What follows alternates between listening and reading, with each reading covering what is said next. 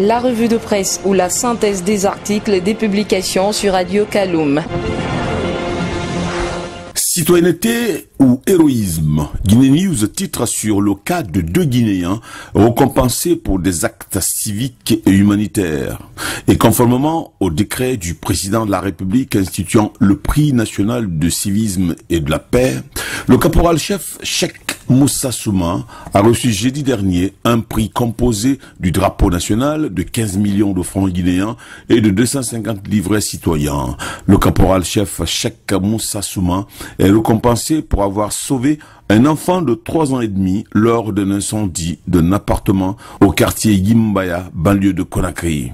Un deuxième prix, constitué de drapeau national et de 12 millions de francs guinéens, a été également décerné au civil Youssouf Souma. Ce dernier a été même nommé ambassadeur du civisme dans les écoles guinéennes et auprès des jeunes.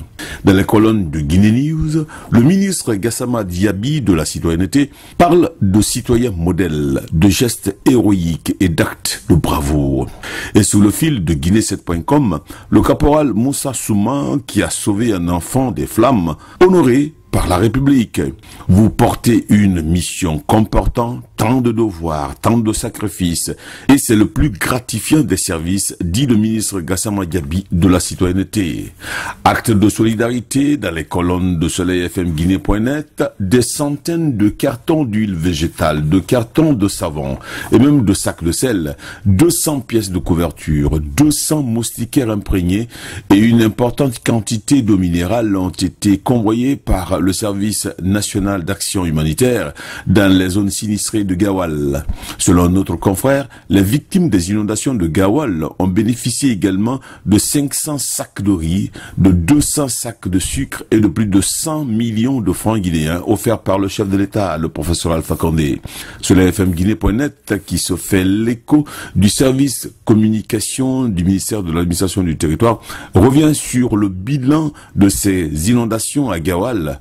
Un mort et un adjudant-chef de l'armée, des centaines de cases submergées ou démolies, des dizaines de bâtiments submergés ou démolis.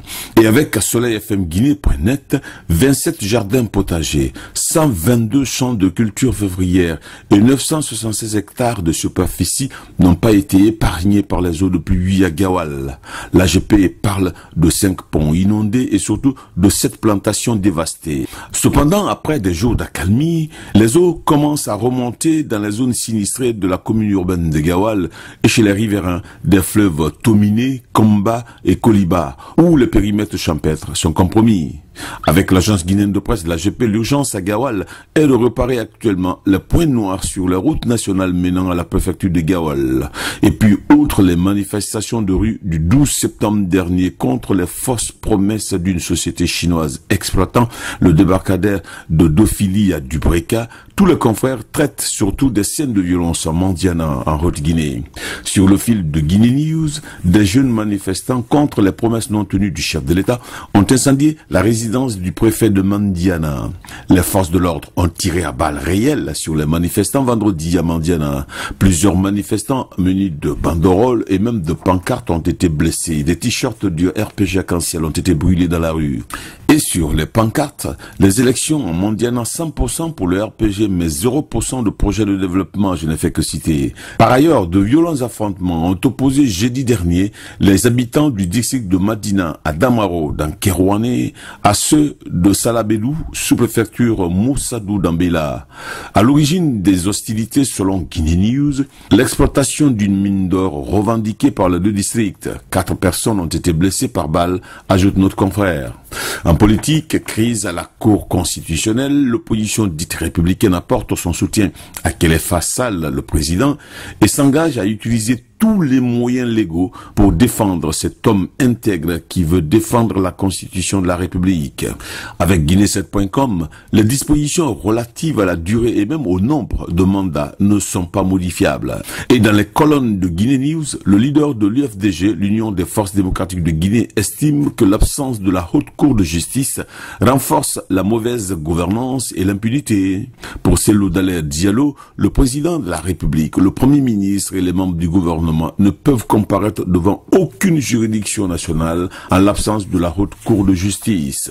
Et dans la foulée, outre la colère des ferrailleuses de l'usine Fria contre une promesse non tenue du chef de l'État et la remise au chef de l'État du document de la nouvelle politique culturelle nationale Guinée News, SoleilFMGuinée.net colle au projet de déguerpissement des habitants de Kapororaï et aux exigences du leader de l'UFDG. Cellou Dalein Diallo demande au gouvernement de renoncer à cette opération.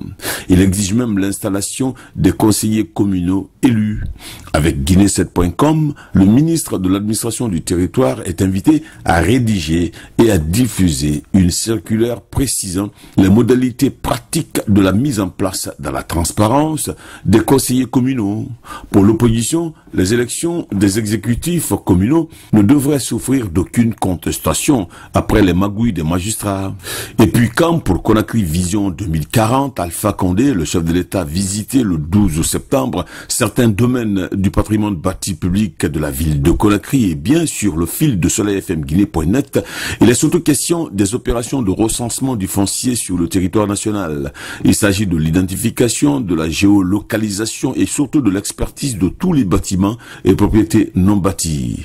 Et enfin, le génie d'un paysan du village de Lerea, sous-préfecture de Ditine d'Alaba, Mamadou Samba Kamara, alias Zito, invente et installe dans le sous-sol un biodigesteur qui alimente la cuisine en gaz butane pour la cuisson et l'éclairage de la cour. Le biodigesteur Medine Ditine fonctionne sur la base des bousses de vache, soit 60 kg de bousses de vache par jour et 60 litres d'eau, signale Guinée News.